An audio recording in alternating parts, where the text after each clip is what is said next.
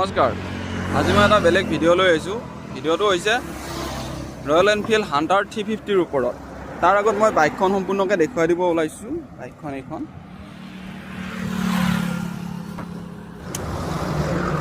প্ৰথমে চাবিটো অন কৰিলোঁ। তাৰপিছত আপুনি ষ্টাৰ্ট কৰিব লাগিলে এইটো চেল্ফৰ ছুইচ, চেল্ফটো দিব লাগিব। আৰু এইটো ৰেষ্ট, এইটো হৈছে আপোনাৰ আপাৰ ডিপাৰৰ ছুইচটো, এইটো ছাইড ইণ্ডিকেটৰ, আৰু এইটো হৰণটো, আৰু এইটো হৈছে তেল। ইয়াত তেল ভৰাব লাগিব। তেল ভৰোৱাটো অতি জৰুৰী, তেতিয়াহে ইয়াত ৰেষ্ট দিব পাৰিব।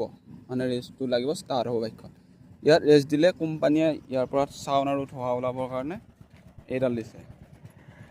এইডাল ইফালে আহি এনেকৈ আহি এইফালে ধোঁৱা আৰু চাউণ্ডটো ওলায়। প্ৰায় 8 মাহ পিছত মই সমস্যাটো পাইছোঁ। সমস্যাটো এনেকুৱাই, ইয়াত ৰেষ্ট দিব লাগিলে ইয়াত তেল ভৰাব লাগে। এই তেলটো ভৰোৱাৰ পিছত ইয়াত ৰেষ্ট দিলে এতিয়া মানে এইডাল যে চাইলেঞ্চাৰডাল, এইডাল দি ধোঁৱা আৰু শব্দ নোলায়।